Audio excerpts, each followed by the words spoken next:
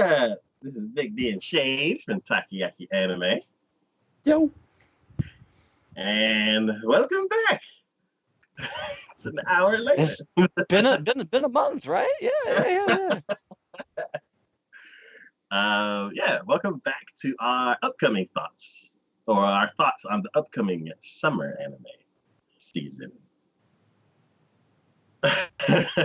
welcome everybody in chat. Yes, 2 streams in a day. Today we'll be talking about the upcoming. Is this just me, or actually having looked through these? Is this like the isekai season? Is that what this is? I guess so.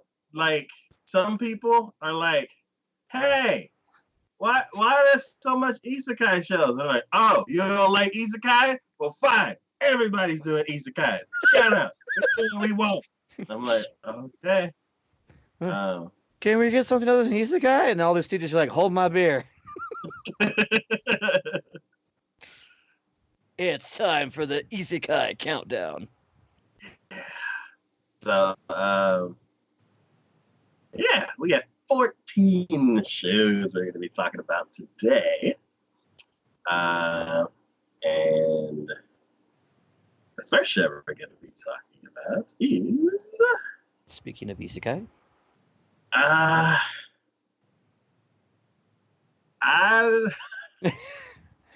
I'll see this one. Let's see if I can get this one. Ara Fruta Shokugyo de Sekai Sekyo. I'm going to say I did that flawlessly and just go move on from there. I know this is the one from my end of the woodwork. So, storyline for this one is among the class that was transported to another world. Negomyo Hajime is an ordinary male student who doesn't have ambition nor aspiration in life, called incompetent by his classmates. The class is summoned to become heroes and save a country from destruction. Students of the class are blessed with cheat specs and cool job classes, but that's not the case with Hajime. His job class is synergist, and his stats are very normal, quote-unquote, mediocre. Synergist, to put it in another word, is just the artisan class. Being the weakest, he then falls to the depth of the abyss when he and his classmates are exploring a dungeon. What did he find in the depth of the abyss, and can he survive? I mean, it seemed rather straightforward, and it kind of maybe had a little bit of a twist at the end there. This is done by White Fox, who, I was just looking at that just a second ago, just got done doing Goblin Slayer. Nice. So I have high hopes for a studio that has done a fairly good job, 3 seasons ago on one of the, or actually there was 4 seasons ago now, I think. Was it last year? No, it was last year, so it was like 2 seasons ago. Anyways, and one of my most favoritist fantasy animes for sure. Oh yeah. Goblin Slayer was absolutely amazing when it came out. Fall of 2018. So I'm pretty well hyped over this one. Again, the animation from them, even from Goblin Slayer, was really good, and this one doesn't look like to be an exception. Sorry. It's fantasy, right up my genre, right up my alley. And I'm always one for the underdog type shows, and this definitely seems like it's going to be one of those. So, how do you think the story is going to play out? I'm hoping that the way they portray him in the beginning is going to be he's one of the weakest, and more than likely what he finds in the abyss, I guess, will probably end up changing that, and he'll probably become one of the strongest. Okay. Or, I guess in their sense, being the quote-unquote synergist as the weakest class, I'm thinking that what he finds down there is probably something in the way of knowledge if not power. So it's going to give him like the advantage, I guess, in that regards, is what I would think. Okay, kind of like Shield Hero, where he was at the beginning technically the weakest, but he used his brain and wits and a little bit of dirty tricks, but he was able to get around things. Yeah, that's kind of what I'm thinking. Or like he'll have a greater understanding of the world than the others will, and through that he'll be able to actually succeed more so than what the others think him capable of doing. So, Cool. I can't remember. It shows the trailer here, but I don't remember it. So, I mean, trailer looks action packed for sure. I see yeah. quite a few different monsters. Definitely a whole bunch of backdrops and set pieces. So it's not going to be like shit, what is that other fantasy one where they pretty much stayed in one town almost the entire freaking season? Yeah, we're not going to be doing that. Yeah. Um, Okay, so I don't know why this isn't on my list because there's a trailer. I don't remember, but yeah, I'll check it out and see what's all happening in this. I do think that what it does intrigue me as well is just looking at this is one of the tags for this, and the tags are usually based upon people's previous knowledge. It's like this is being based upon a light novel and a manga, and one of the tags for this is anti-hero. Ah, I'm always intrigued by that. okay. Cool. Yeah, we shall see about this one. The next show we're going to be talking about is Bim. This one's definitely yours. Yeah. Where are my notes? I had some for here. Oh, this is done by Production IG. Man, I haven't seen something from them in like forever. Yeah, especially that's not sports. Yeah, no kidding. Yeah, so BIM, the Port Town Libra City.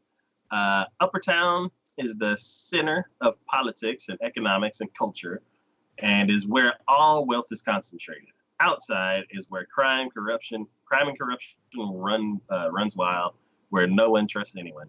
Between those two areas is a massive canal that separates the two and is spanned by a single bridge. The way this town is constructed is a realization of what human discrimination looks like. Sonia is a young female detective who just moved from Upper Town to outside for work, chasing after a few cases. That is where she meets three hideous beings. Let's see. Wait. That is when she meets three hideous beings. How fight to protect humanity. What? Am I reading this wrong? That's when she meets three hideous beings. How fight to protect humanity. Nope, that's what it says. Okay, just what are they? She wonders.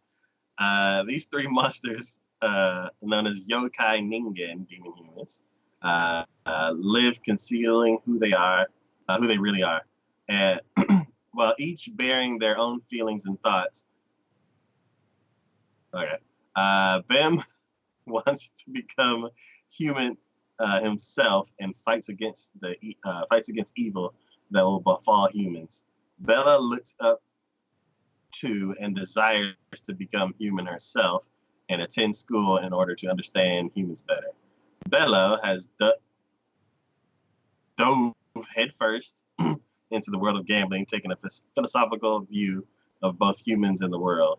With every incident, they come into contact with humans, get hurt, and worry.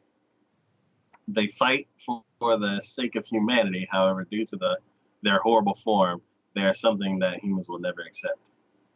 This is another. there is another one who is searching for these three beings. She has her thumb on the concealed assembly that controls Libra City from the shadows. But what is her goal as she tries to get her hands on these three? Okay.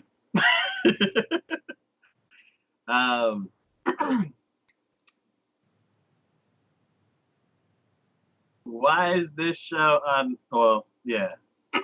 This show is made by. So it's actually 2 studios on this one. Okay, Production IG and then Land Q Studios. What else did Land Q work on? Hardly anything. Okay, because I don't recognize that name. Land Q did 2 animes in 2017, Armed Blue Gunvolt and Churian Nibun no Ichi, and then one in 2012, Ozma, and that's it. Okay. Cool. That is all they've done. I chose this show because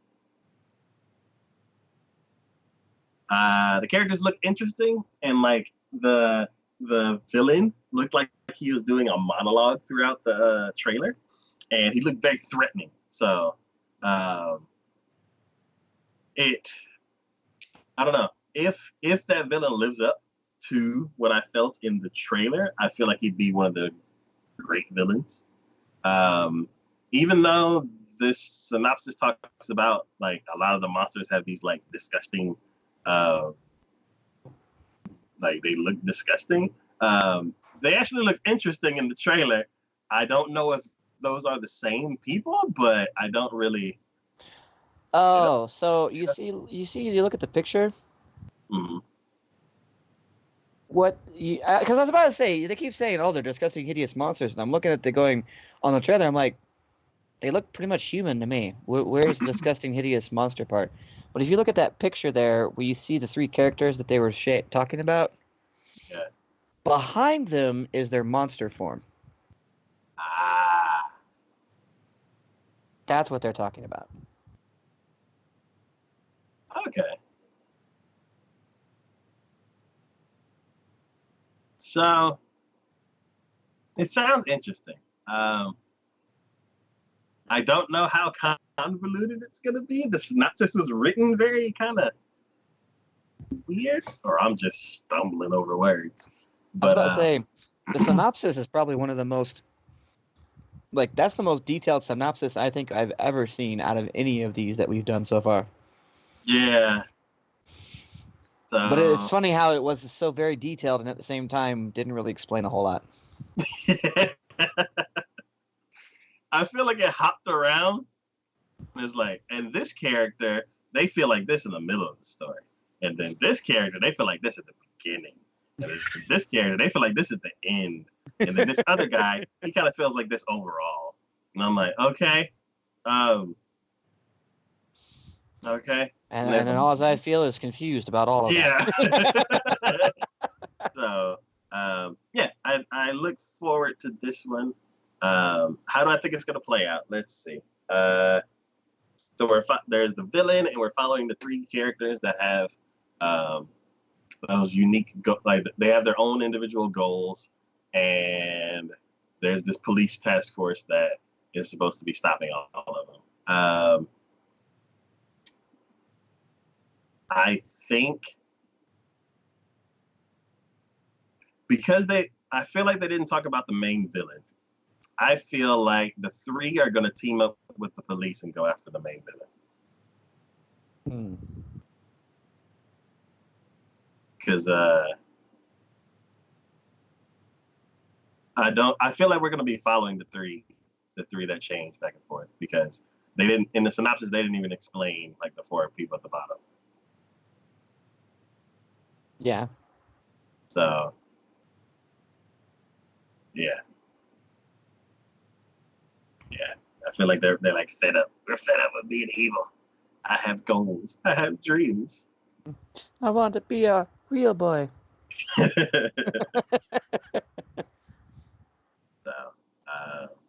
yeah, We shall find out in like a month. The next show we're going to be talking about is Copcraft. This is just a whole bunch of no for me. That's just a whole bunch of no. And in fact, this studio's at the top, or if not the top, very close to the top of the I don't want to watch anything from them. Because they absolutely just ruined Berserk, in my opinion. They're the same ones who did Berserk, and I'm like, mm-mm. And I feel like they've gotten this is their style. This is their style of animation. Because this is the same ones that did that, and it feels like the same exact style. And I just no. I cannot. I just no. Mm-mm. But they did Wake Up Girls. Nope. Yep, and they did the reboot of Berserk and the second season of Berserk that just absolutely ruined the series. Okay. Well, not looking good. Nope. But oops. Reopen that. Yeah, the studio is Millepensee.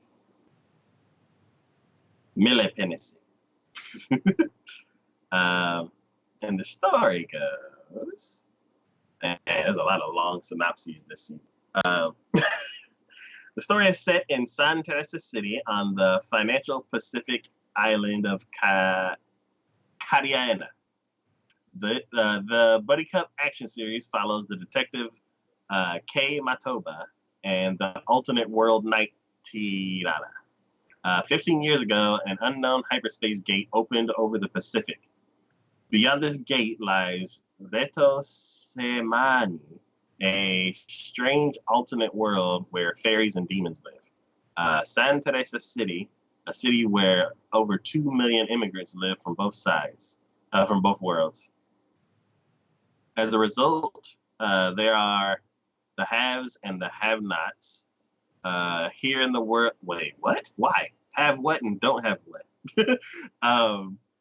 Here in the world's newest city, in the world's newest city of dreams.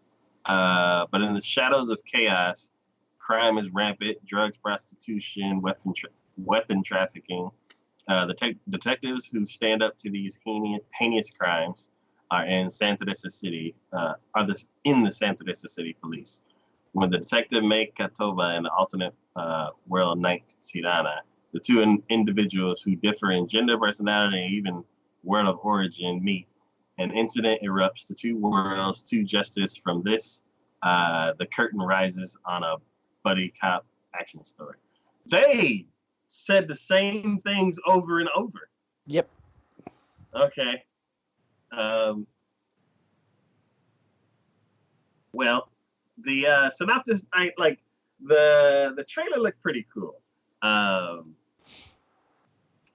I saw the buddy cop aspect of it in the trailer, so I'm interested in seeing that. The studio kind of worries me now that I know who made this. And I don't think the CG was strong in it, but I'm pretty sure it's going to be there. Oh no, it's there. Okay. I definitely could tell from the animation, like a lot of some of the. I'm gonna say so. The over backdrop, so like yeah, the go to on the actual trailer at 3 seconds,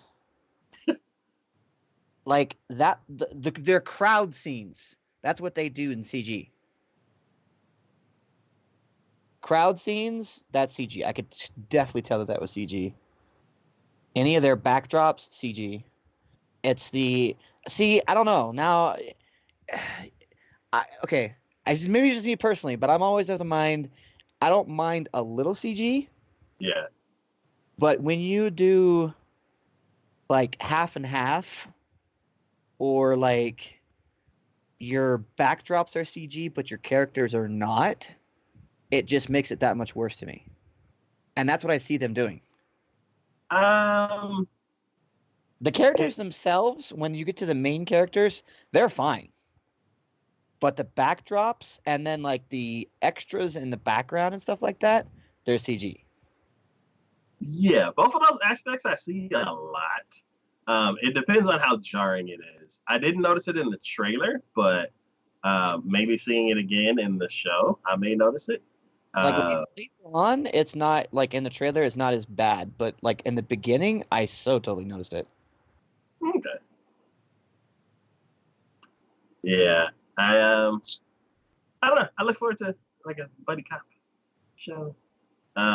It seems like an interesting mix, uh, like I don't know. warrior fairy and a regular old crotchety detective. I get to me the closest I've watched to something like that in anime form was Heat Guy J. I have not seen that one. That show's come up a couple times in this podcast. I need to get to that show. Yeah, you need to see that one. But Heat Guy J, that if that was the last buddy cop or anime that I watched, and it's got a lot to live up to if it's gonna be something like that. Mhm. So I don't know. You'll have to tell me how bad the CG on it is, because I feel like it's gonna be pretty bad. Okay. Will do. The next show we're gonna be talking about is Dr. Stone. This just seemed very weird. It does, but I'm intrigued. I don't know. Uh, Like it's to a point where like the weirdness, it's they're okay. So in anime, there's a certain expectation of weirdness because they go to some fairly different and abstract places or terminology and stuff like that. But there comes a point where like you start venturing too far into the weirdness. I don't know. It seems like this kind of goes into that. That dude's hairstyle is just so weird. everybody's face is like all these dark lines over it, and I'm like, y'all forgot to clean up some of that art. It's just the way that they drew these things. It just, yeah. Who did this one? CMS Entertainment. But yeah, TMS Entertainment is Like, what did you guys do? yeah, it's super stylized, and I don't know. It's like I need to. Everybody's face is already different, and then with all the like extra like tattooed lines. Wait. Okay, so then like on like 104, the girl that they have there looks normal, which makes everyone else seem that much worse. Like, wait, she looks normal. How come you cleaned her up, but then didn't clean everyone else up? What the hell? Yeah, I want to like understand like all those extra tattooed lines because stuff I'm used to is like one slash over the eye or like something on the side of their face or I don't know, These guys, one guy's got two lines, one going over each eye. One guy has arm like a tattoo. line going on the eye and like halfway down his cheek, and it's just, and like every single one of the guys that they show is like super buff. Yeah, that's what I'm interested about. Like it's super stylized Wait, and are like these the I'm same ones that did? Because it looks familiar to me. Hold on, I'll look. You keep going. mhm. Yeah, so I want to see like the fight scenes. If this is gonna be like what was it? Oh, the show where they rush the fight scenes. Um, we just talked about it the last episode. Wise grandson thingy. Um, I can't remember the name. Um, if it's like that, where they're like jump in the air and they're like, and then my special move, boom, then I'm not gonna be happy with the fight scenes in this show. But if they get like really like I want the fight scenes to be grounded. I want to see sweeping, dynamic like shots. I want like somebody to like get into a stance and the camera So pans from like one shoulder to the other, and then they like you lunge into each other and like start swinging. I want like what you want, just to clarify, what you want basically is Madhouse One Punch Man. That's what you want. basically. That's what you want. You can simplify all of that and just say, I want fights to be like Madhouse One. I'm like, okay, I got you. I don't know. For like a second there, I don't see it, so I don't think they did. Do you remember that one anime that was with the cockroaches from space? Oh no! I swear, looking at some of those characters reminded me of that. Like the extra buffness, I could see.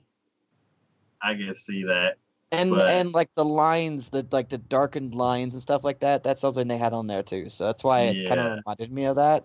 And I was like, don't tell me they're the same people who did that one, but no, they're not. I can't even But remember who the hell did that one. yeah, so I'm very curious about this show. Hmm. I want to see a fight scene because if they can pull off dynamic shots with this show and like just blow the animation out of the water, then I'll be excited. But I'm worried because it's But so stylized. And like the man, that's a lot storyline, of work the moving all storyline those doesn't lines around. really like it doesn't really lead to sound like something like that was going to happen. I never even read it. Go All right, ahead and Dr. read it, and then Stone. you let me know about that. All right, Dr. Stone. One day, Oki Taiju builds his courage to confess to Yuzuriha, the girl he loves, when the sky is filled with a strange light. Everyone touched by that light is turned into stone. Oh, that sucks. Uh, after 1,000 years trapped in the stone, he breaks out of his shell and starts to explore the world until he finds his old friend Senku, who was freed from the stone, from his stone slate half a year ago. Uh, Taiju and Senku decide to team up and bring back the now lost human civilization, starting by investigating the true nature of the light that turned them all to stone thousands of years ago and how to fix the situation. The science fiction adventure follows what happens when the world suddenly, When the world's biggest when, crisis. yeah, when suddenly, yeah, the world. I see. How does that? It's me. How does There's that even like? How would you think there was even fighting in that? You know what I mean? Like if you look at the trailer, I could see where you could think there'd be fighting in that because you got yeah, big buff dudes. You got one guy who's knocking the head off of one of the statues and stuff like that. Looks yeah. like he's I'm like like, a hey, why'd you do that? He could yeah. have been resurrected. That's not cool. So like that happens, but like to me, they're investigating. This sounds more scientific than it does Like a like detective show. yeah. Where the hell is the action sequence in that supposed to be? I don't get it. I don't know. Well, that one guy, he used his muscle to get out. He was like, and like, Yeah, but see, like their whole first thing that they're gonna do is investigate what the hell that light was. mm, So it's like, unless the light was some alien being who's going to try to kill them now that they've broken loose from their stone imprisonment, I'm like, all right, where's the fight? You know? I don't know. It just it's seems weird to me. It just seems weird. yeah, we shall see how much they move those lines. 'Cause there's a lot of lines. Oh yeah, there is. Actually, I think I have to predict how this show is going to go. Yeah, so I don't think the show's going to play out. I like your idea. Let's say aliens or some type of something, somebody with technology, put everybody into stone, and they basically took over, and they're like, cool, we're gonna be here and like just enjoy the earth because these people before were messing stuff up. And then all of a sudden, one by one, they start breaking out of their cocoons, and a war breaks out eventually after there's enough people.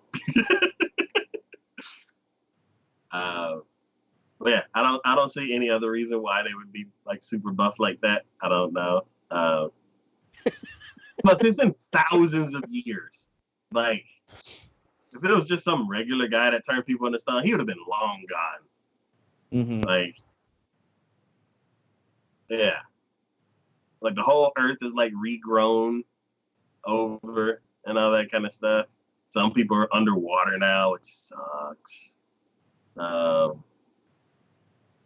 people dumb, his heads off. I don't know. I don't know.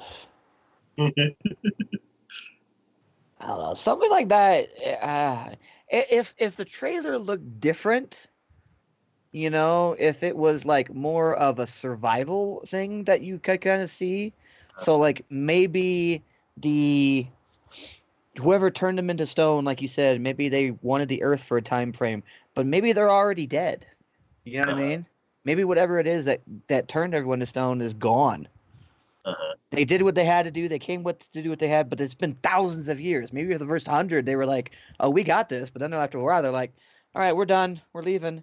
But don't worry about turning everyone back to normal because screw them, kind of thing. And now it's just a matter of just, hey, everyone's starting to wake up. Let's rebuild society and go back to try to make some sort of semblance of what we did from before. But when you look at the trailer, that doesn't seem to look like that. It looks like you have this big buff bad guy who's going to be coming in, and he doesn't care and just wants to kill everyone anyways. So that's why he's going around knocking heads off of statues of people or whatever. And maybe he had a vendetta against humanity. I don't know, but like, I don't know. It's I don't know. The slow way to go about it. Reading the synopsis and then watching the trailer almost seems like it comes from almost two different animes. You know what I mean? Ooh, now that everybody's stoned, I can go to each person. Kick. All right, find another person. Kick. I've been doing this for 20 years. I've been killing every statue that I come across. So I got these big, strong legs. Exactly. I don't know. It. Yeah, it does make sense that maybe I don't know. Maybe the synopsis left some stuff out, but yeah, they do not compliment each other. No, not at all. But yeah, we shall find out. The next show we're going to be talking about is Dungeon Season 2. This is the one I was talking about, saying probably our most hyped one for the season. Oh my God, they're actually doing a proper sequel. Yes, finally. Finally. Oh God. And just from the trailer itself, it looks awesome. Yeah. Like, I've already watched it like 3 times. I'm even watching it again right now. It looks awesome. It just what happened in and the especially first season? I can't remember. Oh, dude, I Lady was messing with stuff. I think I could tell you what was going on in the season 2. She was trying to she was trying, or sorry, season 1. So she was trying to I guess ascertain or trying to basically train him because so spoilers for anybody who has not seen season 1, you gotta freaking go see season. Okay. So spoilers here. Spoilers for the sword princess?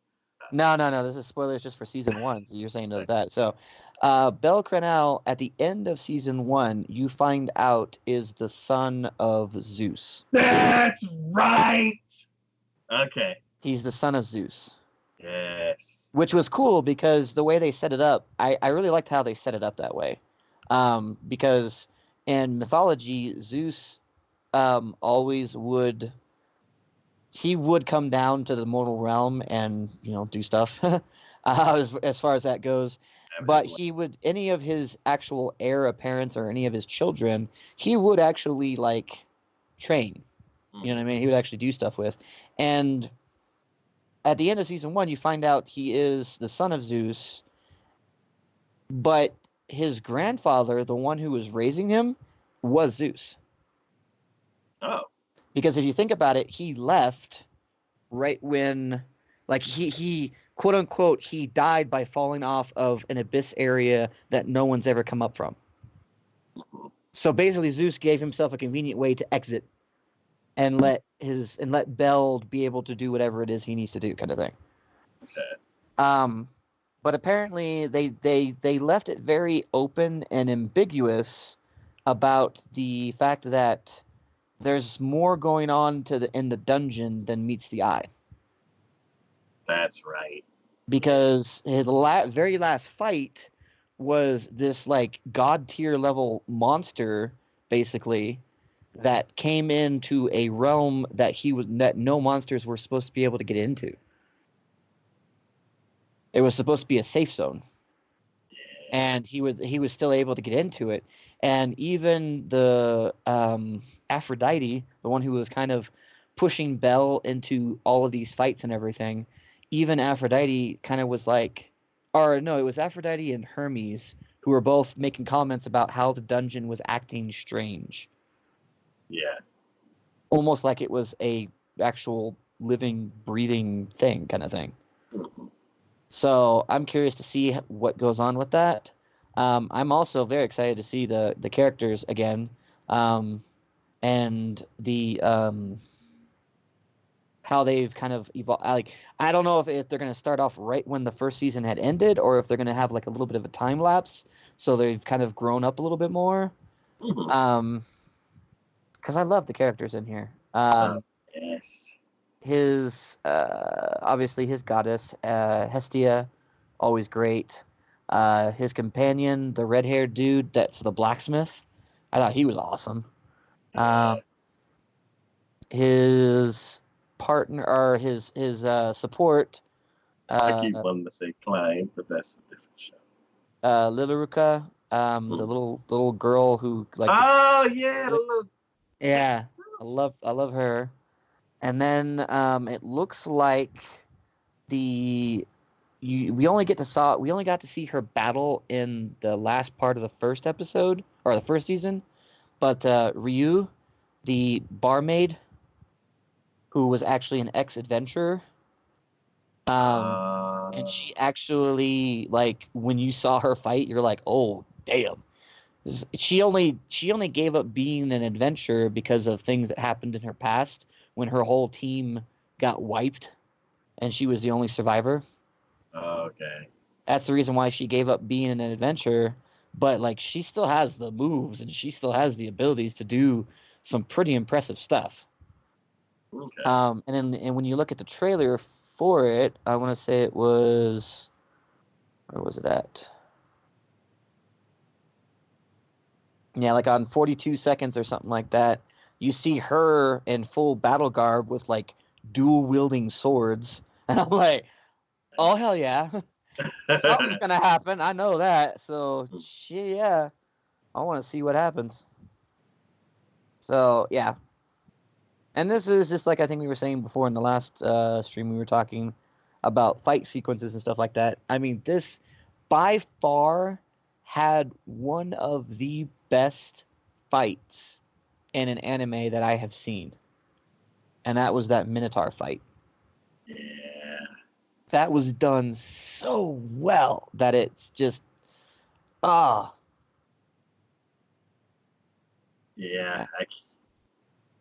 I've missed this show. I've been wanting a second season for a long time. Oh, I completely agree. It has also had one of our funniest moments that I think you clipped one time. We were talking about the first season when he had when Hestia had crafted him a knife to give him a knife, and then Aphrodite had let loose one of the monsters that was chasing them down. Yeah. And the monster was going after Hestia, so Bel put her in like a sewer grate or whatever and told her to go, and he'll run the opposite direction to give her time.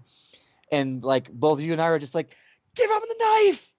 Give him the knife! You have a weapon for him. Give him the knife. Yeah. I love that. 'Cause, yeah, that was I think anyone who ever watches that is the immediate reaction everyone's having the entire time when you're watching. It's like, God, give him that, give him that, give him the knife, give him the knife. He broke his knife. Give him the other one. It's better. We know it. It was made by the goddess of the forge. Of course, it's gonna be good. Yes. So yeah, no, I know they did the Sword Princess offshoot, kind of like they did with Railgun and stuff like that. But it just, even though it was interesting and it was nice to see and everything, I think everyone was just like, give us a second season. Come on, please, give us a second season. We want the second season. Because good Lord, just like you said, this is probably for this season. It's got to be one of my most anticipated. Yeah, by far, got to be my most anticipated. It's been so long that for me, it's not really hype. It's just like, oh yeah, that show, that's gonna be awesome. And like some of the other shows, I feel like I'm hyped for, and I don't know. It's up there, but I'm trying to think out of my list. Like, what's the highest? I don't know. To me, I mean, it's got to be this one. I mean, and you know, we gave JC staff. Okay. We gave JC staff some crap because they're doing One Punch Man season 2, but I will say this: they're the ones who originally did Dungeon to begin with. So I am and Index. Yeah, and Index. I'm like, why did y'all even try? Like, why? I think JC staff and when it comes to One Punch Man season 2, it seems to me more like the story of Icarus. They reached too far to the sun and they just kind of crashed and burned from it. I think that's kind of where that falls in. You know, if they had stayed with you know, their Index and their Dungeon and stuff like that, I think they'd have been fine. But I think One Punch Man is definitely going to be a kind of mark against them in that regards. A little bit of a blemish. A little bit. Not to say that JC staff doesn't do some good stuff. I mean, I love Food Wars. I love Index. I love Dungeon. I mean, they do some amazing stuff. And I cannot say how hyped I am for just seeing this. And I didn't even know it was going to be until just today. So, but, goddamn. So, what do you think's gonna happen? Like, I mean, I don't know. Yeah, obviously it's been so long that I can't even think. Obviously, it's something that's going to happen with the dungeon. Something specifically is going on, and the gods can't intervene. Mm-hmm. So it's maybe what's the purpose of the dungeon? Because there's got to be a purpose behind it. There's got to be a reasoning behind its existence and why so many adventurers repeatedly go into it. Not only that, but I know a couple different times they mentioned the fact that they haven't really gotten too deep into it. Like they've only reached, I think, like at max somewhere in the 30s or something like that. So, and they think the dungeon's even bigger than that. So, yeah, I was like, is it like Sword Art where there's 100, or do they just not know? I don't think they know, but I think that their guess is that it's bigger than that for sure. Okay. So, yeah, there's a lot, and I think this is what just really intrigues me, and why it's really hard to say what's going to happen is because there is a lot of mystery and reveals that have even yet to happen.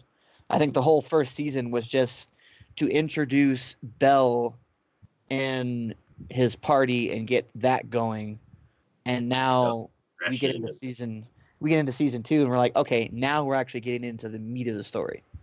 This is what's happening. They dropped a big reveal on us at the end of the first season of going, hey, he's the son of Zeus. And you're like, oh, cool. Been nice to know that before. We wouldn't have nearly as much worries about him because he's freaking badass. He's even a half-blood is still badass. But, yeah, no, I think that this is going to be... It's going to be really cool. I hope they just don't... I hope they take their time with it. I hope they don't cut it short. Okay. So, even though they did a season 2, I just feel like I want them to be able to expand on it even more so. So my hope is that there is going to be like... This is going to be one of the longer cores, not just like a 12-episode one. Even though I think the first season was... I think the first season was 12 episodes. I'm just hoping that they allow themselves to be able to keep going more with it. They've built this wonderful world, and we've only really seen this one town and then some of the dungeon. That's it. Yeah. You know what I mean? I want to see more. Yeah. So. Yes. This is probably the hypest show of the season. So. Indeed. The next show we're going to be talking about is Enen no Shobutai, or Fire Force, or the most ultimate firefighters you'll ever see. You really want to watch this one? Did you watch the trailer? No, because I read the synopsis and it didn't interest me. Oh my God! This is the show that I am absolutely the hypest for. Dungeon, I'm like, oh yes, I can't wait to watch it. But as soon as I saw this, I was like,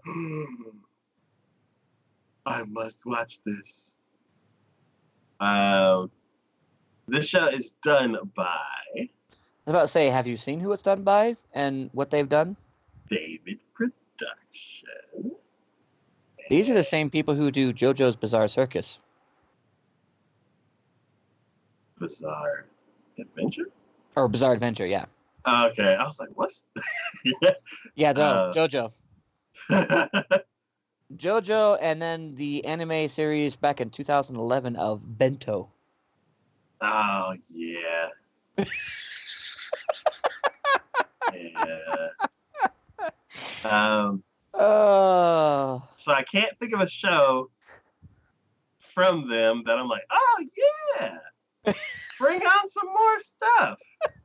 But this trailer has me. I'm gonna watch this, and you keep going. I'm gonna watch this. Yeah, I'm gonna go over the synopsis. So, year 189 of the solar era in Tokyo, special fire brigades are fighting against a phenomenon called spontaneous human combustion, where human beings are turned into living infernals called infernals. While infernals are first-generation cases of spontaneous human combustion, later generations possess the ability to manipulate flames while retaining human form. Shinra Kusakabe, a youth who gained the nickname Devil's Footprints for his ability to ignite his feet at will, joins the Special Fire Force Company 8, which composes of other flame users as they work to extinguish any infernals they encounter. As the faction that is creating infernals appears, Shinra begins to uncover the truth behind a mysterious fire that caused the death of his family 12 years ago. Of course, I knew that was going to be this someday.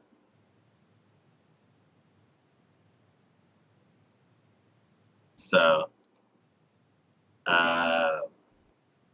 why is this on my list? Because it looks freaking amazing. Oh my God. I'm not sure I like the animation overly much. I'm really not. I mean, it's okay. So to its fairness, it is really stylized. It looks like it has some just amazing action sequences for sure. But some of the ways that they do the characters and some of the ways they do the flames, I'm just looking at it going, really? Like from the very get-go, and maybe this is just uh, I wouldn't notice this unless just because of how many times you've pointed out for characters and stuff like that. But like at 39 seconds, you see the female character. Like her face looks fine. Her arms look weird. Like I know what they were about Muscles McGee. I know what they were trying to do. They're trying to make her look toned. I get that. But the Her way face needs to be toned too. The way they did it, I'm like, it looks weird. You know?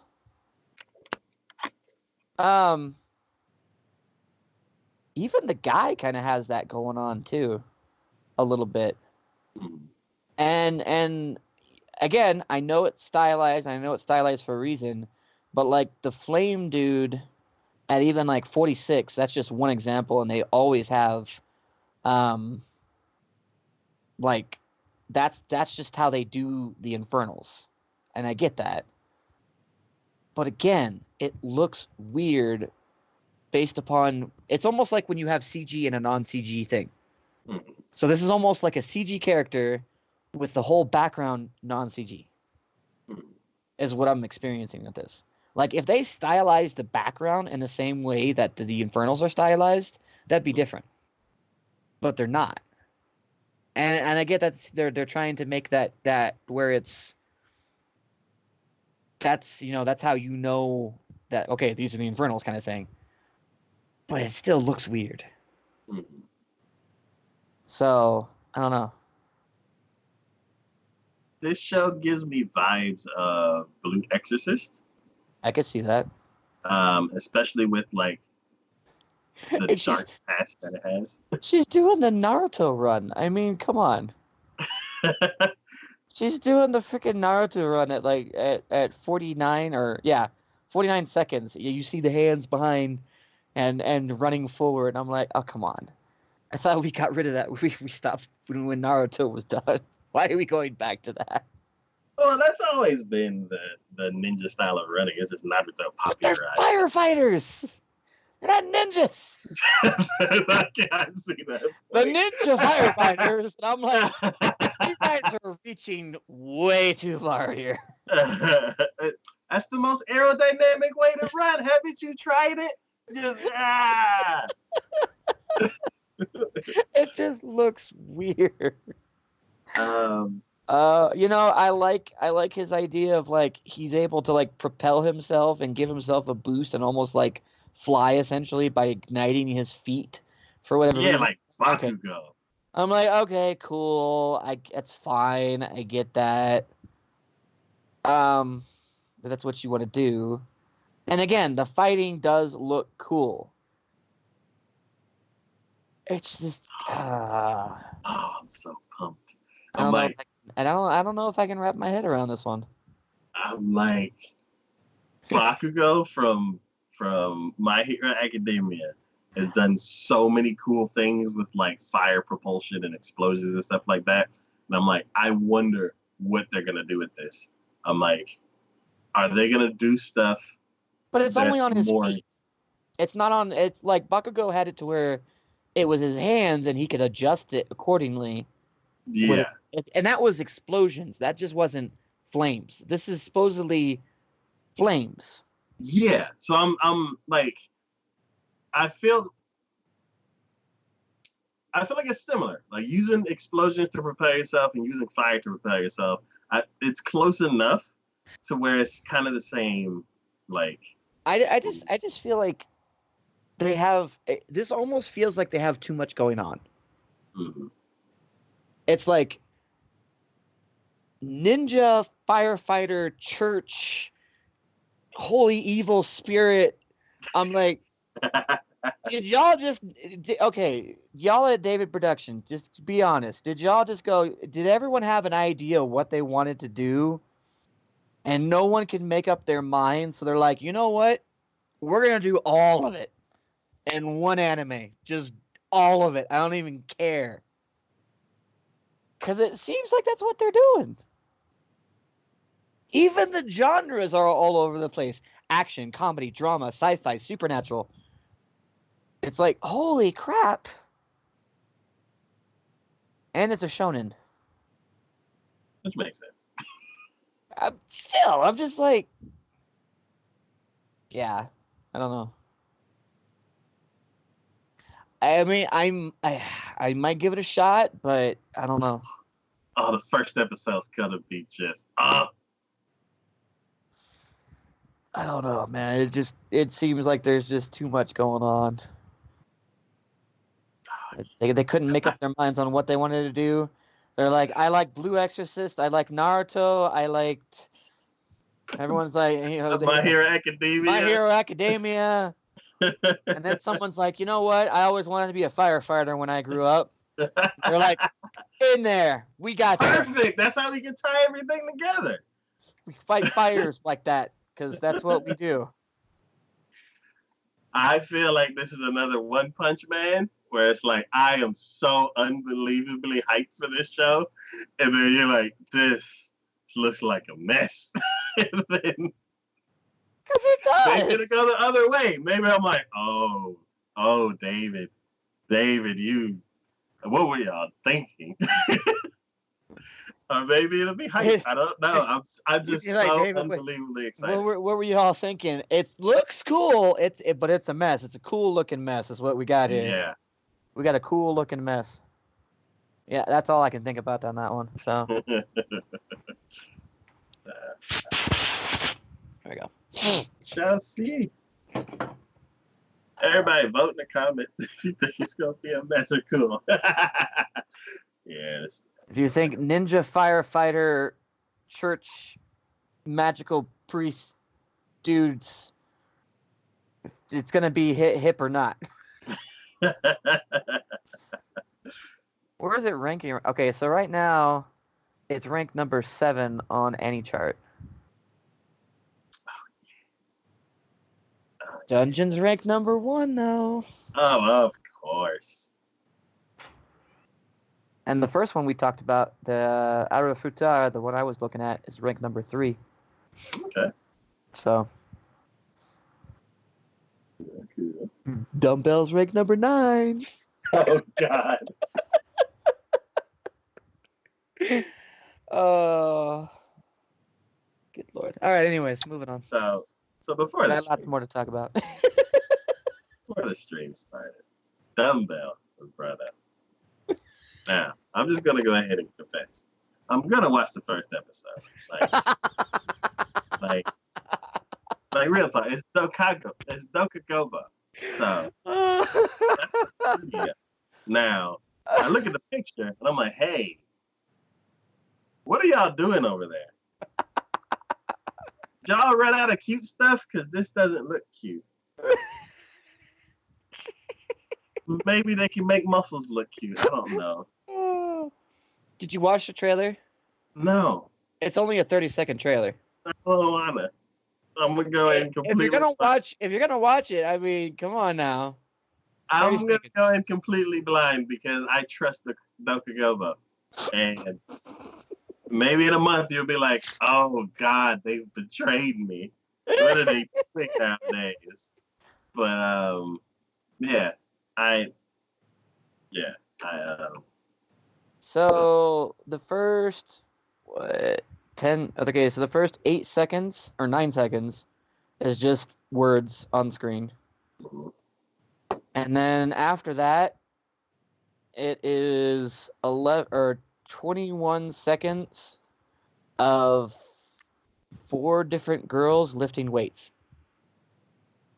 and that's it. You know what? There was this one show that I refused to watch, but Ray watched it. And it's about this girl that does exercises. And like, I walked in the room and she's like, all right, we're going to be doing sit-ups. And then she's like, hey. And I'm like, what are you doing? And I'm like, okay, you just said you're doing sit-ups. Okay, whatever.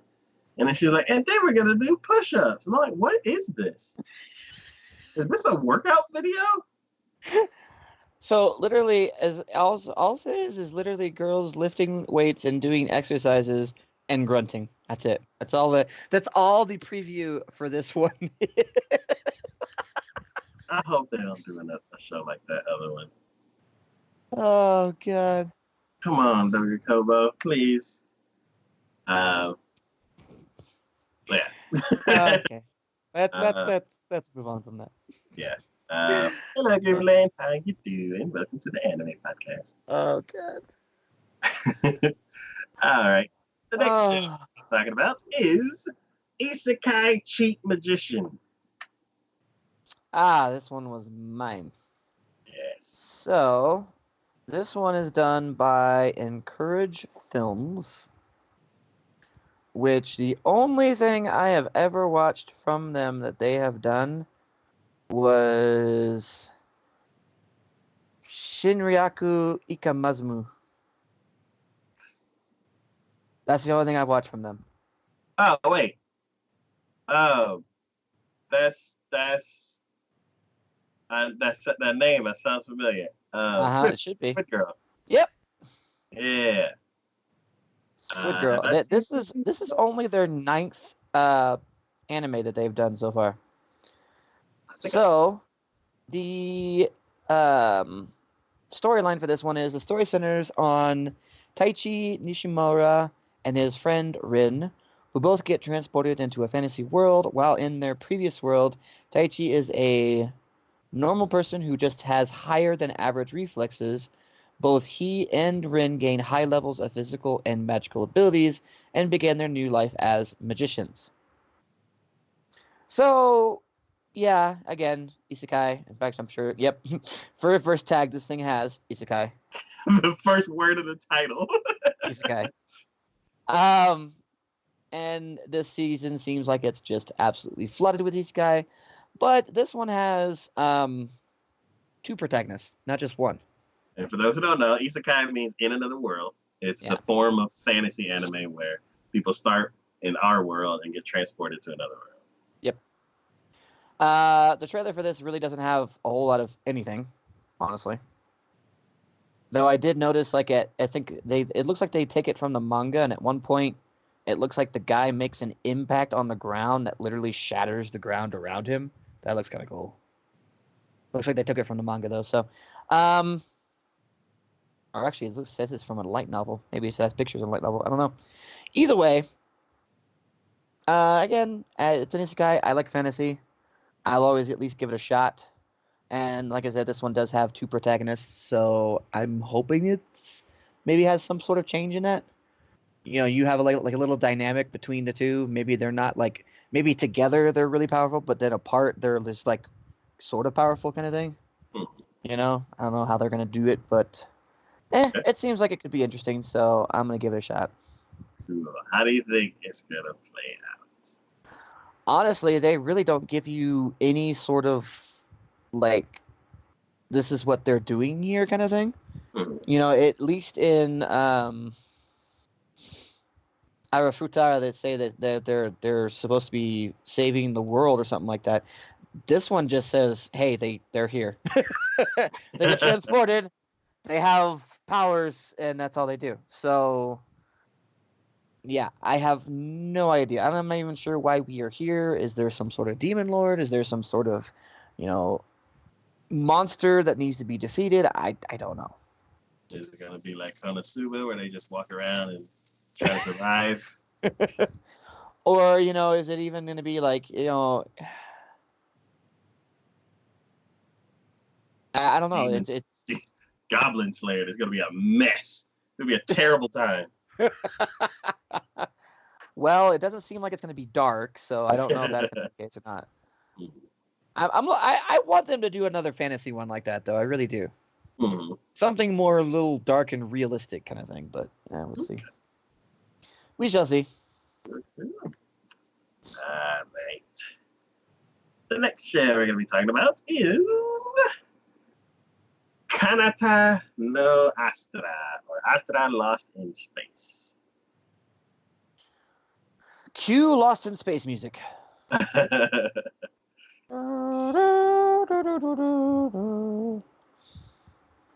So, this show is... Wait, did I just skip by it or something? Oh, I have an old picture. Okay. Oh, there it is. Got it. All right. I don't know. I don't even think I really gave this one even like a fair shake, just because I'm just not really feeling like the sci-fi right now. Okay. Yeah, I haven't had a space show in a while, so I'm looking for a space show. This show is done by Lurch, which I feel like they've done something I really liked.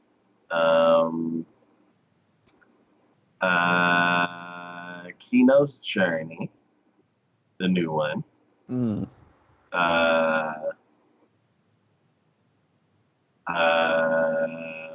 They did Assassin's Class, a spinoff of Assassin's Classroom, but I'm not sure if they did the actual one. No, they didn't do. Oh yeah, they did season 2. Oh, and they did Gakko Garashi. What was that? School Life. So and then they did Monster Musume. Yeah. So this is a studio that I'm familiar with. I like the stuff that they do, and now they're going to space. So it's going to be heavily CG. There's going to be a lot of CG aspects of it. You can tell by the trailer. The trailer starts with someone just floating off in space, spinning, and they're like slowly waking up, realizing what happened, and then somebody like floats towards them to rescue them. And I'm wondering if that person is actually rescuing them, or like, okay, cool, I found somebody. Now we're both lost. But the synopsis for this one goes, it is the year 2061 when space travel is now possible and commercially viable. And the students of Kyard High School embark on their planet camp. But soon after Group B5 arrives at their planetary campsite, a mysterious and unforeseen sentient light sphere warps its 9 members into outer space, stranding them 5,012 light years away from their home planet. With the discovery of an old unmanned spaceship nearby, the students must stay strong, manage their limited resources, and remain united in the darkness of space so that all of them can survive their long and likely perilous trek back home aboard the Astra. Okay. So both of what I said. Fair enough. He rescues her, and then they get back to the ship, and they're like, yeah, now we're stranded on this ship.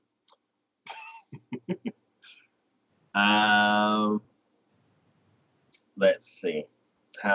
This reminds me a lot of a show that I will never be able to get. It is called Uninhabited Planet Survive. It came out in the early 2000s, and it is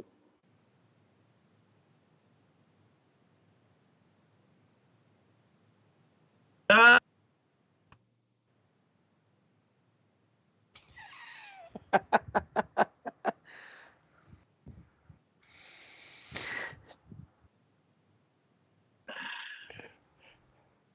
it's 7:30. And I'm pretty sure it went off at like 5:30 maybe. So 3:30, 5:30, 7:30, 9:30. I don't understand. Why is it always Twitch? Because I mean, like, we're still able to talk to each other, so obviously the internet's still on and working. Yeah.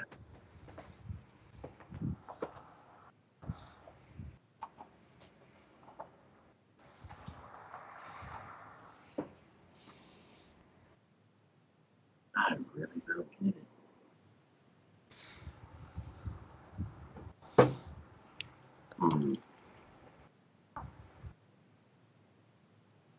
Okay, I think it's back. Is it? What you call it? It's back. Oh, there we go. It's back.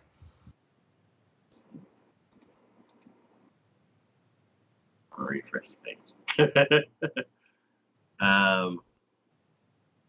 So yeah, and it reminds me of a show called "In Uninhabited Planet Survive," and the difference between this show and that show is that it was a class going on a field trip, and instead of them getting warped out into the middle of space near an unmanned ship, they they get caught up in an electrical storm, and the escape pod gets jettisoned, and they land on an uninhabited planet, and they have to survive on the planet until they can find a way back home. So this reminds, I can't, I'm so excited because I won't be able to get that show. Like it's completely out of print and it's not streaming anywhere. And I'm like, I really want to watch it again because that was one of the shows of my like anime formulation years. It was like, it was post Toonami and like at the very beginning of like, I don't know if it was a seasonal show back then, but it was the same time of me learning what seasonal shows were. And that was one of the shows that I had watched. And it's like ingrained in my anime history. And I really want to watch that show again. So this is like similar, very, very similar. So I'm excited to see if it's even close to as good as the other one. How do I think this show is going to play out?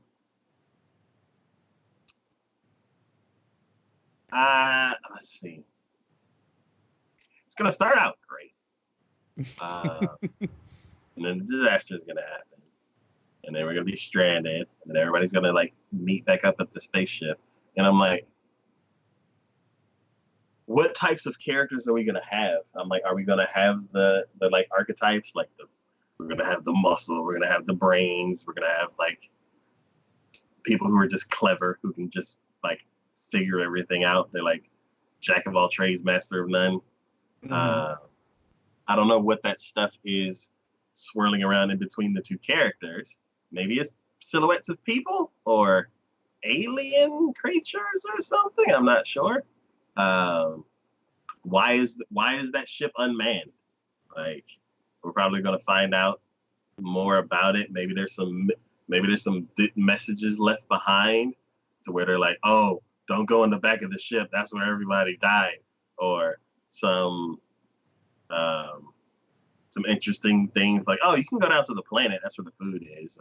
And we just ran out of fuel or something like that. And your spaceship, your suits can go down. I don't know.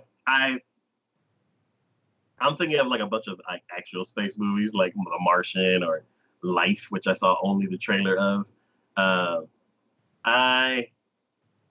I'm excited for like this is brand new, kind of. It's like it's a brand new show, but it's tied to so many things that I'm interested in that I'm like, I can't not watch it. Like I'm excited to see like what's gonna happen. So I look forward to it. Fair enough. The next show we're gonna be talking about is Karakai Chozu no Takakagi-san. Or what is the English name?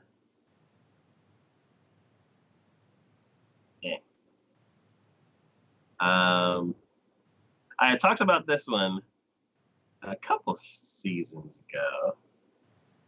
Skilled Teaser, Takakagi-san. So it is about this young boy and girl who are always in the same class, and this girl teases the crap out of this boy. He's super bashful. He's super just naive, and she always gets the upper hand, and he's always trying to figure out how to trick her, and it always backfires. And it's adorable every single time. The trailer for this is like ooey gooey lovey dovey. So if you don't like that kind of stuff, then just know. And it's not like, oh, you're the greatest thing. It's like, I don't even know what she's saying, but the way she like just leans down and like pulls her hair back and like asks him a question, and he's all like, uh, something, and then she's like, huh? And he's like, and he starts blushing, and he's like she's just forcing him to say embarrassing things, and you're like, oh my god.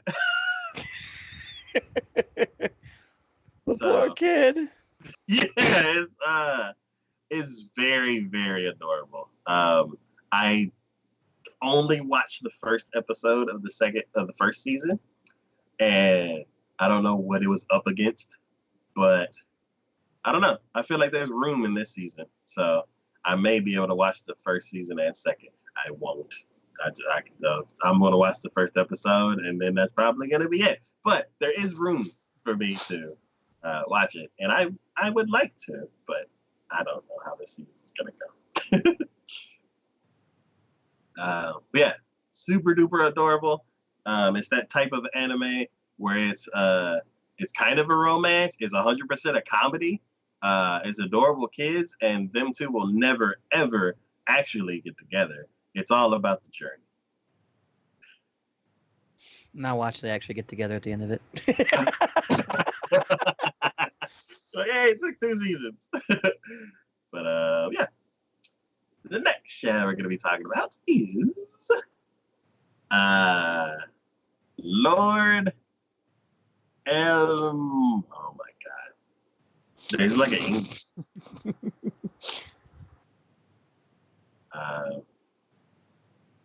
Where is it? And outside. Lord El Meloy, its case, or the second's case file, Rail Zeppelin Grace Note. Yes. A lot of words, a lot of things going on there. So this is done by Troika, who did Recreators.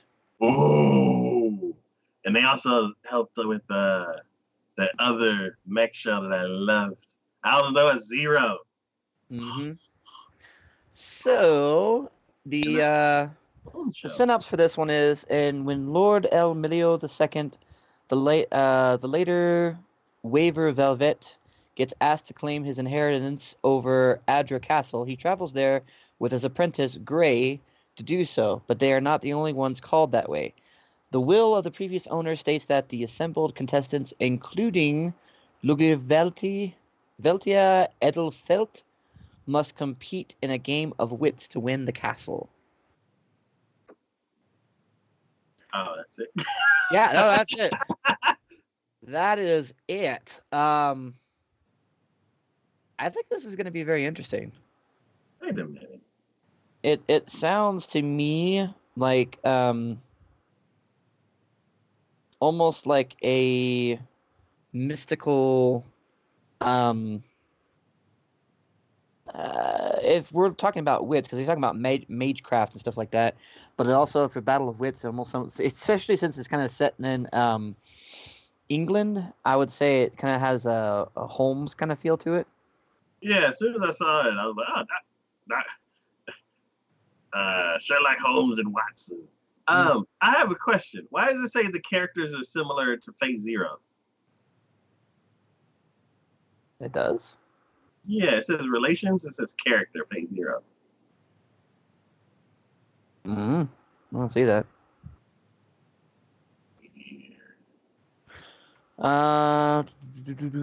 Oh, character. I see that. Okay. Maybe because it's mystic. I don't know.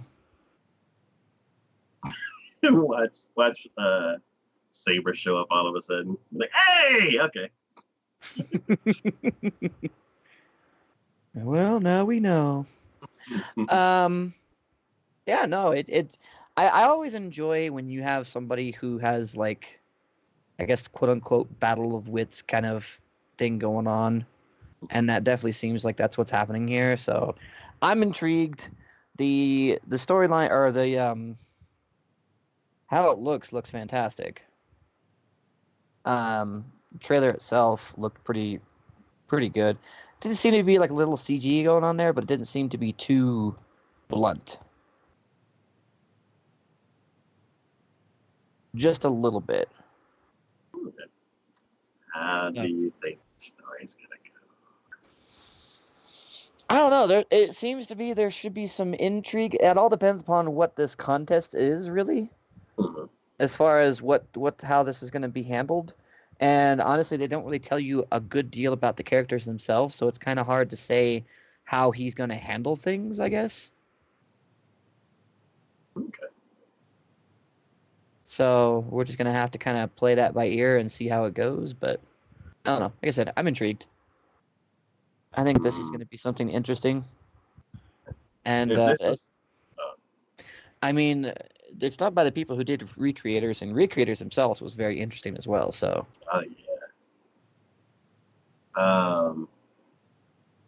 if this was like a Sherlock Holmes movie, I feel like the owner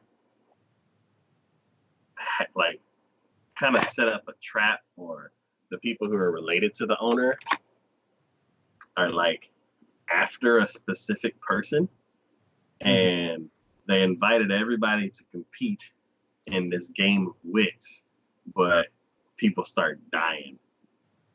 Maybe they gotta figure out like who's behind it before everybody dies. that is a possibility. But yeah, I'll give it an episode to check it out.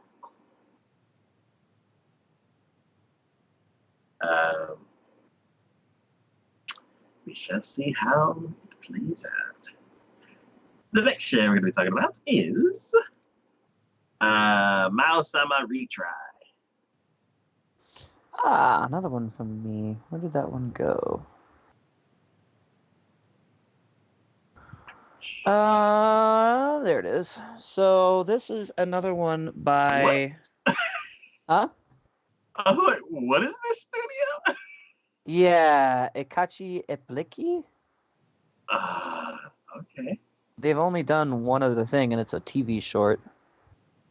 So this is a fairly new studio. Okay. Not a whole lot going on here. But this is another isekai. Okay. That's what I was going for. This is another isekai. Tagged action adventure comedy, and of course, isekai is the first one up. So the story for this one is the story centers on Akira Ono, a regular guy who works at a company that manages an online game. He often plays the game as his character Mao, aka Dark Lord, but one day when he logs on, he is whisked into the game's fantasy world as his character. There he meets a one-legged girl and begins his adventure alongside her. But as he is a powerful Dark Lord, various nations and holy maidens journey to defeat him, and he stirs up trouble everywhere he goes. So this kind of sounds like Death March. Trailer really didn't give not a whole lot of details or information. I don't even, you see some characters and a little bit of that, but this is definitely a teaser trailer, as it doesn't really give much else.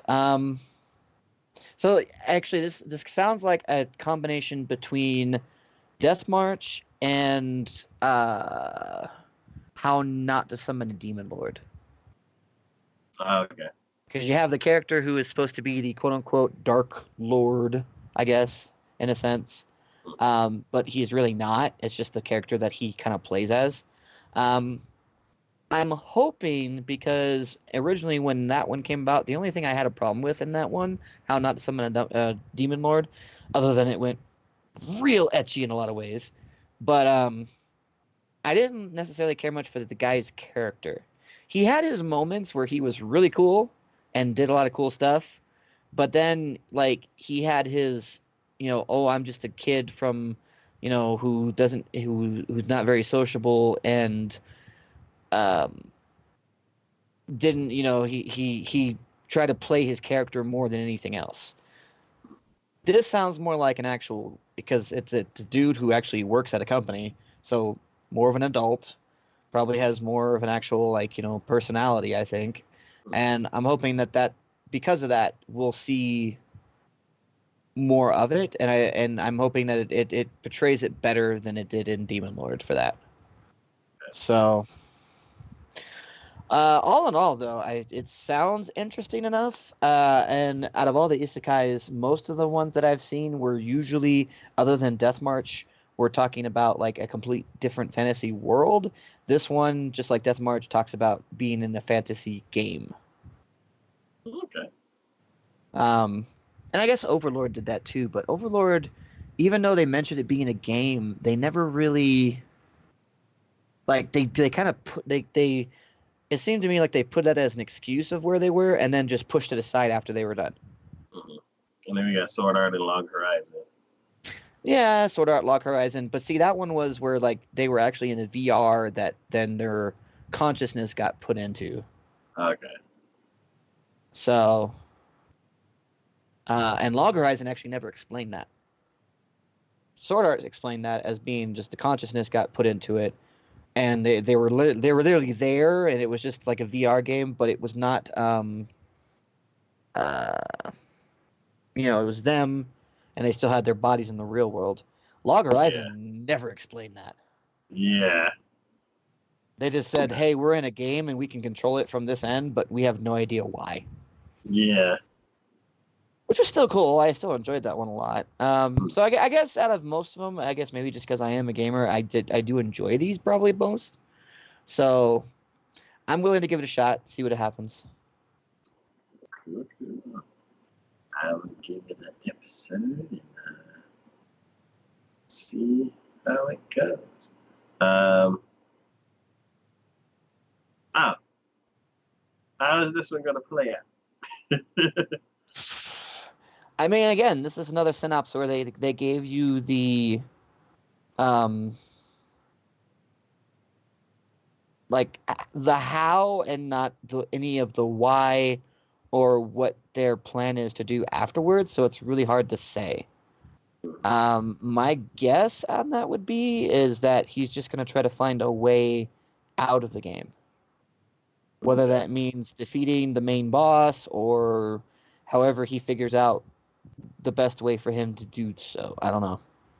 Okay, because a lot of shows they don't even attempt to get back into the real world. Like they just, I guess I'm here now, and then just go about life. At least Sword Art was like, we got to beat the game, and then they kind of got tired. They're like, man, this is taking a long time. Let's go get married and live at a beach or live at a lake. And then they come back. They're like, okay, let's try to get out of the game now. It seems like it's the more time passes after the isekai genre has gotten popular, nobody even cares about trying to get back into the real world. So maybe this one we'll try it. I always think about trying to get back, but I don't know. Yeah. It would honestly depend upon the situation, depend upon what the situation both in the real world and in that world are like. Yeah, did Konosuba? They're trying to get back out, right? Because the thing about Sword Art is that the reason why they took some time off is because they had a very real chance of dying. Like death was a very real thing, and so each battle that they were in would potentially mean them dying. So they eventually got to a point where they're like, I mean, we could continue fighting, but I kind of want to live life a little bit just so in case we do die, I don't feel like it's, wasted. I guess. Yeah. Have they removed like the stakes in a lot of the other shows? Like is the main character so overpowered that there's no chance of them dying? Or Overlord, I don't really think there's any real consequence. There was in that Log one. Horizon, the consequences for them is every time they die, they lose memories from their previous world. Oh, that's right. Grimgar? Is that one? Grimgar? There was like a watercolor style looking one. And it was harsh, not as harsh as Demon Slayer. Goblin Slayer, but there were goblins in it and they did have a lot of trouble with them. That one had some stakes, but I can't remember. Oh, I never watched that one actually. I think I watched the first episode of that. Yeah, you're right, it is Grimgar. Fantasy and Ash. Yeah. Um, When was that released? It was a while yeah, ago. I wonder if this was gonna have stakes and he's gonna try to get back in. That's like one thing that's been taken away, I think, from a lot of the isekai Oh shows. wow, that was back in 2016. Yeah. That's 3 years ago. I don't know. It honestly, I guess depends upon what his life was like, or like in Death March, he realizes he's in a game, and he realizes he is a character, I guess in a sense. But at the same time, he's doing what he can, and then at the same time, I trying to keep an ear out just in case he hears something that would make him believe there is a way to get out. Mm. So that might be the same way here. I don't know. Okay. It might be a case of like you just kind of have to play the game and then just hopefully you hear something that says, "Hey, there's a potential way for you to escape." Mm. It does sound interesting though, and I like the fact that since he is kind of quote unquote playing the bad guy, the Dark Lord, there Yeah. are what'd they say? Holy maidens that journey to defeat him. Eventually, I would just be like, "Oh, come on. I'm not doing anything bad. I know I'm called the quote unquote Dark Lord, but I'm fine. Trust me. It's fine. Yeah, just ignore this dark aura that's behind me. It's fine. I'm not doing anything bad. I mean, Like things are catching fire. He's like, no, y'all didn't see that. ignore the bodies of the people who dropped behind me when they tried to touch my dark aura. It's fine. That was their fault. I warned them. They continue to do it. It's not my fault. Not my fault. Yeah, we shall see what this one does. Next show we're going to be talking about is TacoYaki no Accelerator, or a scientific Jesus, a certain scientific accelerator. So, good lord. I mean, don't get me wrong. I love the Toru series. Index, Railgun, all great stuff. But how many freaking spin-offs are we gonna have here? Like, no joke. How many spin-offs are we gonna have? I didn't even realize what it was because I didn't really read the title. I just started reading the description, and then I saw it said level 0 and level 5. I'm like, wait. And I look over and I see Toru and I see Accelerator. I'm like, oh, yeah, nope. I now recognize him. Yep. Mm-hmm. So, yeah, it is so favorite studio, JC staff. yeah. Well, not favorite for this season, but favorite in past seasons, yes. So this one is the Espers of Academy City are classified into 6 levels, where level 0 lacks the power, while level 5 possesses an overwhelming amount. Of the several million Espers residing in Academy City, only 7 of them attained level 5, and ranked highest among them is the one known as Accelerator. Toru Kakugo no Accelerator focuses on his strongest level 5 after he protects the cheerful Last Order at the price of much of his power. Recovering at a hospital, Accelerator has led a relatively quiet life until he ends up saving the life of Estelle Rosenthal, a mysterious girl carrying a photo of Last Order. Unfortunately, Accelerator now finds himself dragged into the new conflict in the form of a sinister organization called Disciplinary Action, which plots to use Last Order for a dangerous mission. Now that they have set their plan into motion, are in pursuit of the young girl, it's up to the world's most powerful Esper and his newfound companion to protect Last Order and defend Academy City in the process.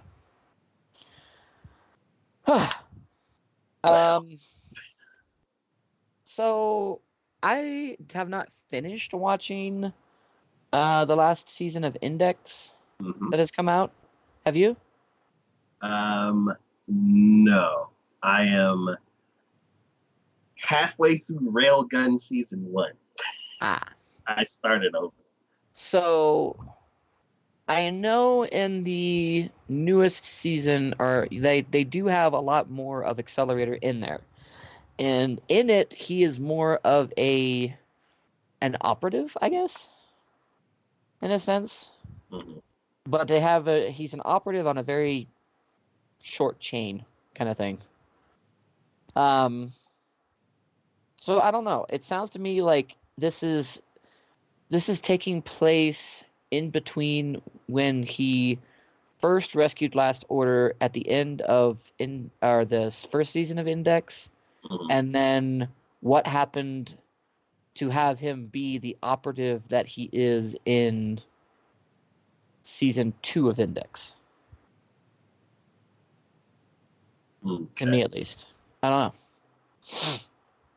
Okay. Because there seemed to be a lot of when they were introducing him and having him do things in the second season of Index, there seemed to be a lot of backstory that they just kind of threw you into. So Okay.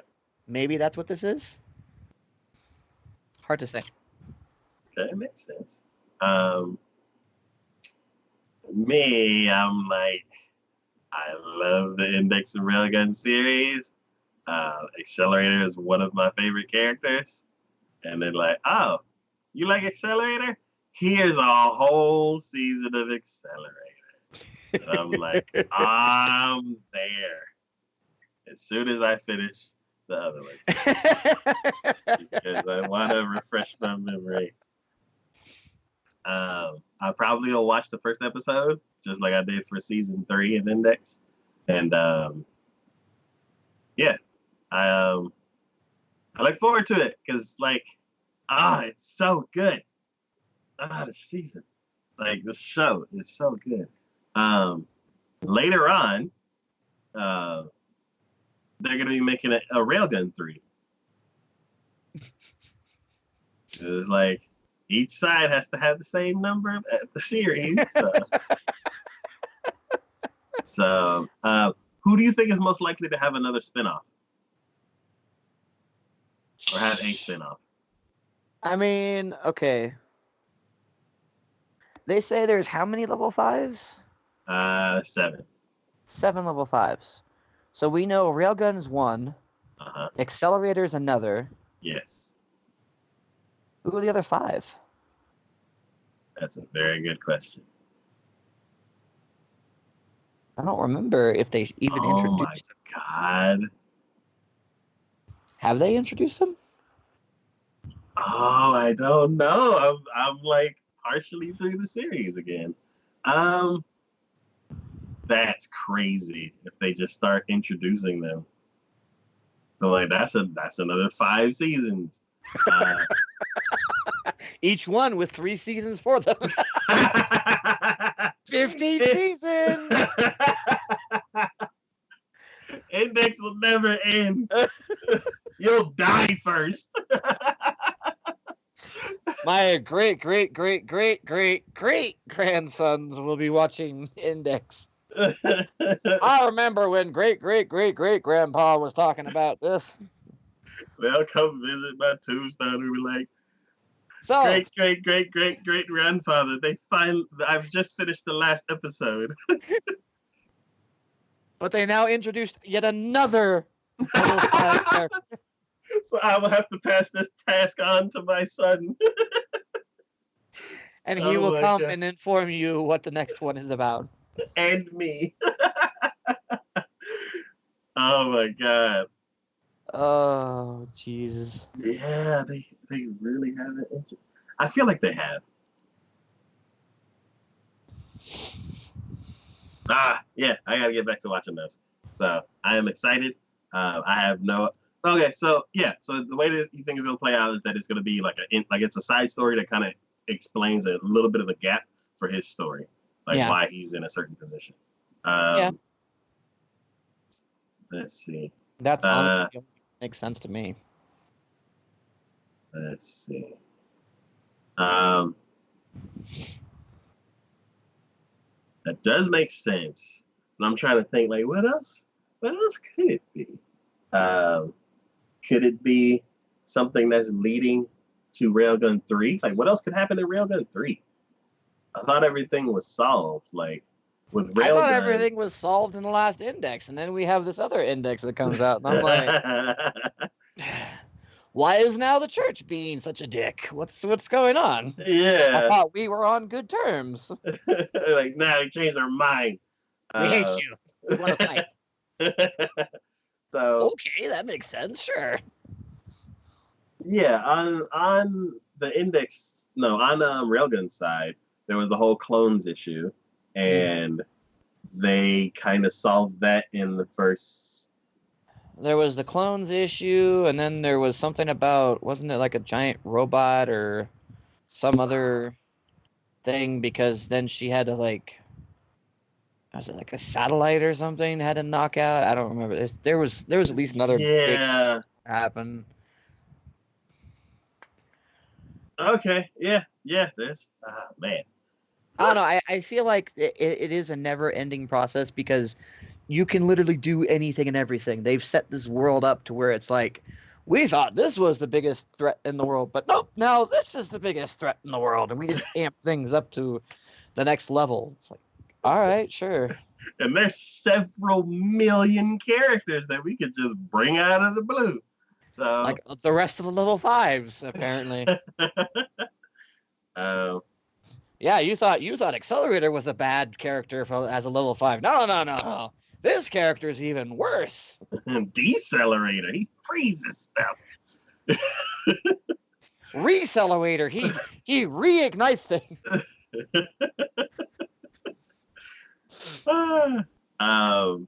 Yeah, this is gonna be cool. I'm excited to see like what they do with this series. See, in ranking of excitement, even though this one ranks pretty far up there, but the fact that I had no clue that we would be getting an Accelerator series by itself, I still think Dungeon ranks higher than that. Yeah, this show has like history. We've been watching this for so long. Dungeon, they're only one season in. They got, I don't know. They came out swinging, so it's like they're like the young gun.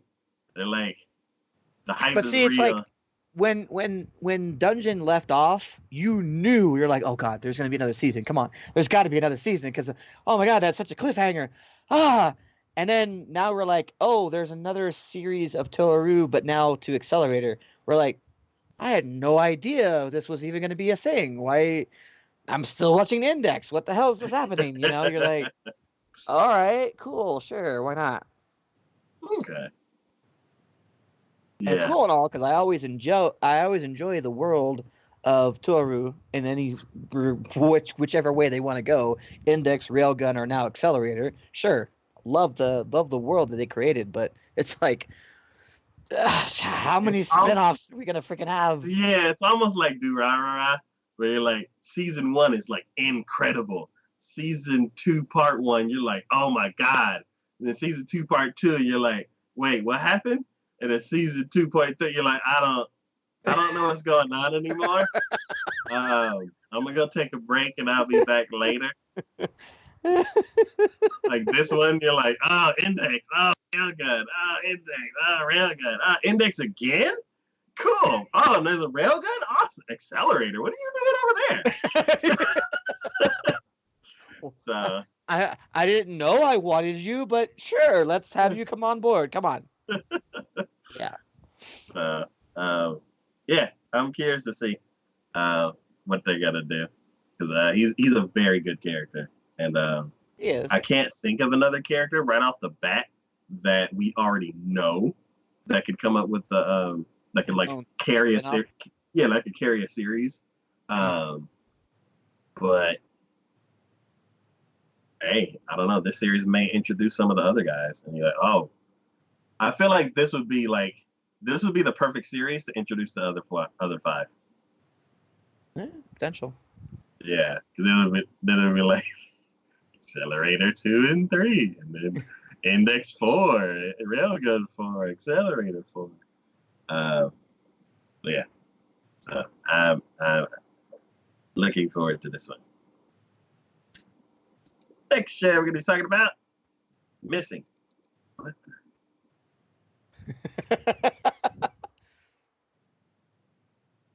I say, I think we should have 2 left.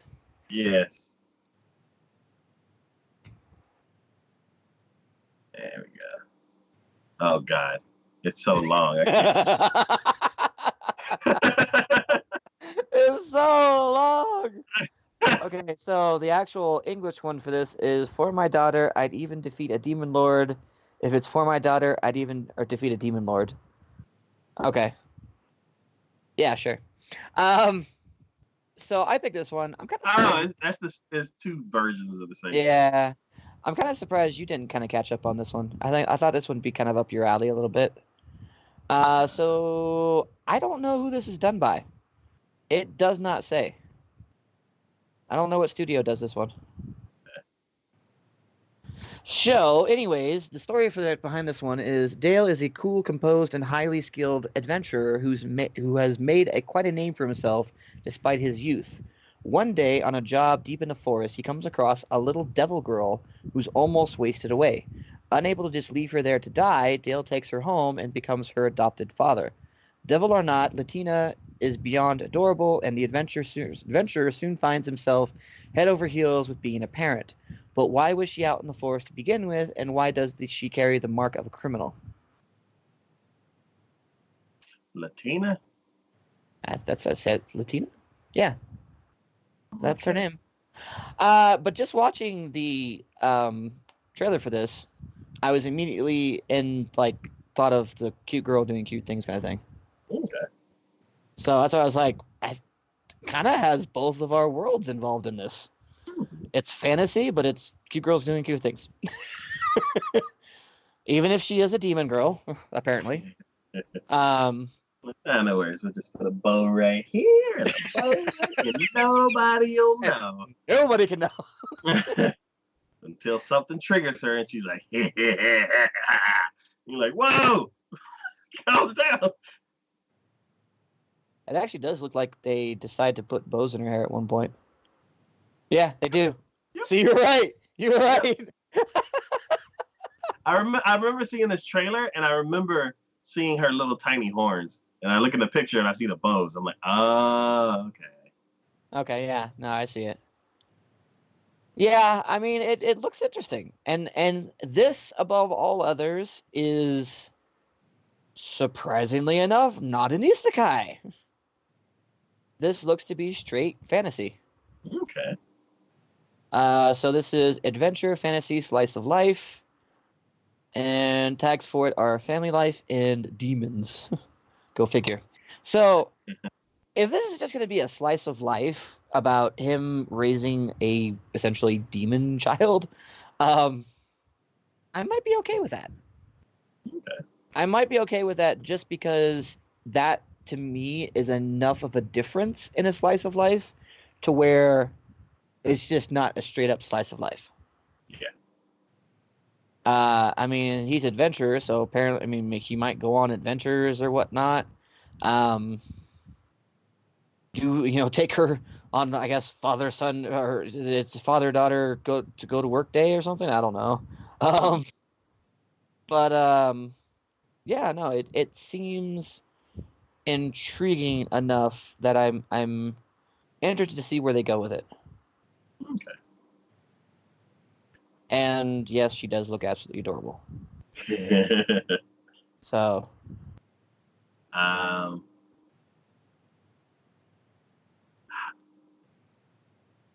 from the trailer, it looks like he found her somewhere. But how do you think it's gonna play out from there? well, I mean, because that's the big question they put at the end of it. Like, he found her in the forest about near death, and he doesn't know why she was in the forest to begin with, or why she apparently has the mark of a criminal, especially for one being so young. Yeah. So, what is the mark of a criminal? Sure, it's probably some mark he finds on her at some point. Okay. Maybe a tattoo mark or something like that.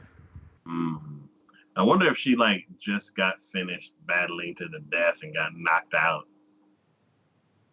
Someone that little and that I don't know.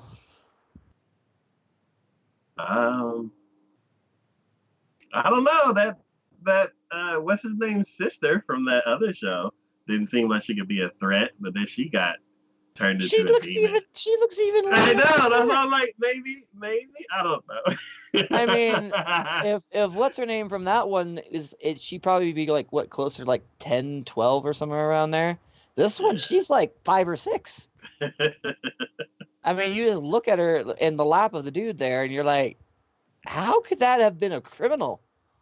What did she do? Try to steal food? I don't know. Either way, it seems like it could be interesting. A nice story, if nothing else. And like I said, if it just becomes a slice of life with a demon child, I mean, there's probably enough that you could throw in there as for her just being the fact that she's a demon that could change just being a slice of life dramatically. So, I'm for it. Yeah, I'll give it an episode. I'd like to see something interesting. The next show and the last show that's hidden that we're going to talk about is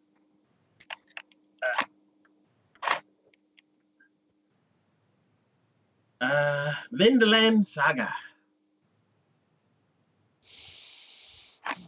Is it just me, or does this look like a Norse Attack on Titan without the Titans? I know it's done by the same people, but just like the way they did it, I'm like, did y'all just like want to just change settings or something? They're like, you know what? I want to go into the Norse mythology because Thor and the rest of them are cool. So yeah. So again, this one is show looks incredible. So it does. Don't get me wrong.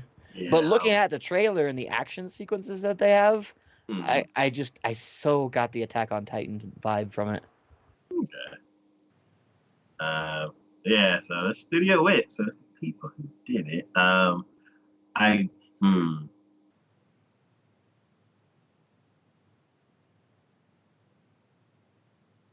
I don't know. It just looks like all of the hype put in.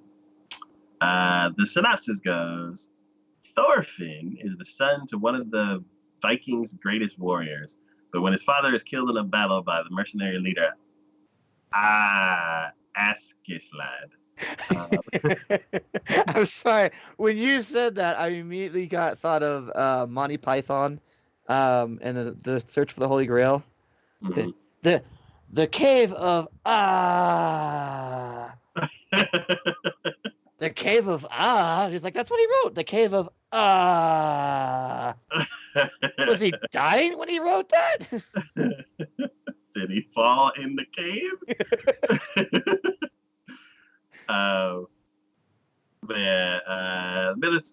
Mercenary leader Askislad. He swears to have his revenge. Thorfinn joins Askislad's band in order to challenge him to a duel, and ends up caught in the middle of a war for the crown of England.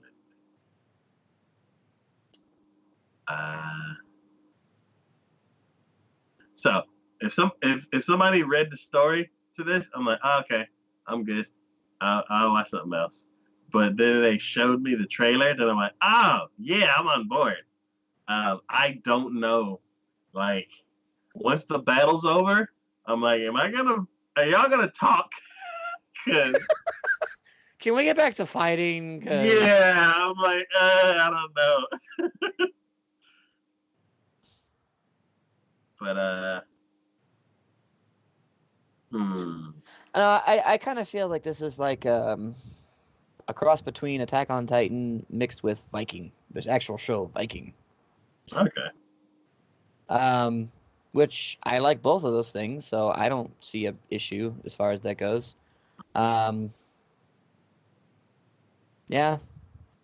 And again, the looks are pretty good because it's done by Wit. Wit does really good stuff.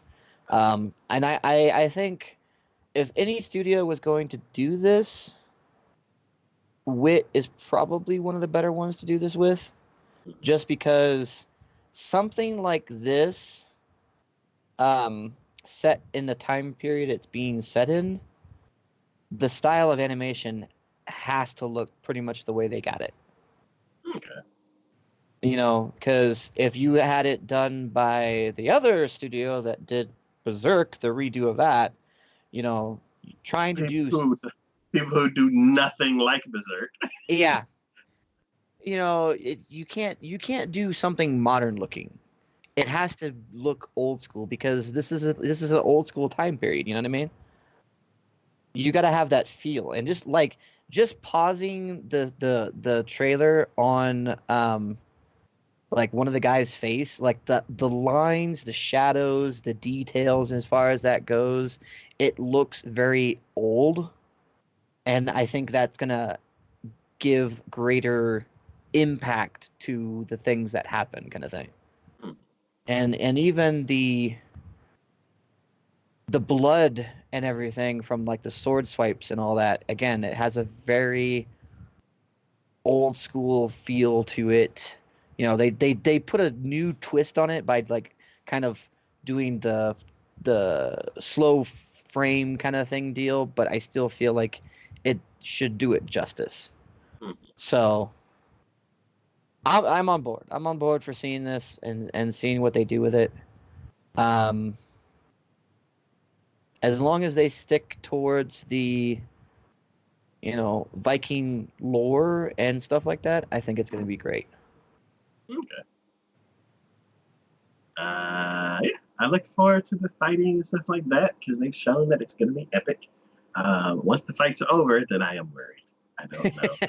I don't know what they're going to be doing in between. But yeah, it looks like it's going to be cool. But yeah, that's it for today's episode for our thoughts on upcoming summer anime. Next season looks like it's going to be a really good season. So I It hope does. that that they all deliver some incredible experiences. Yeah. High hopes for Dungeon. Oh yeah. Oh man. So our next episode will not be in an hour. It will be in in 5 weeks. It'll be Oh yeah, June June. 30th. Yeah, June 30th. It'll be the very last day of the season. So everything should have finished. We'll be talking about our final thoughts on the current season. So Mhm. yeah, that plays out perfectly. Everything should be like if not finished if not finished earlier that week, it probably will be finishing that day. Mhm. Um, and then the next season will start. But yeah, um, this is a big day and change for TacoYaki Anime. Um, so I'd like to thank y'all for watching. Thanks for hanging out in the chat. Thanks for supporting the channel in any way that you do. And we will see y'all in a month. Bye. Bye.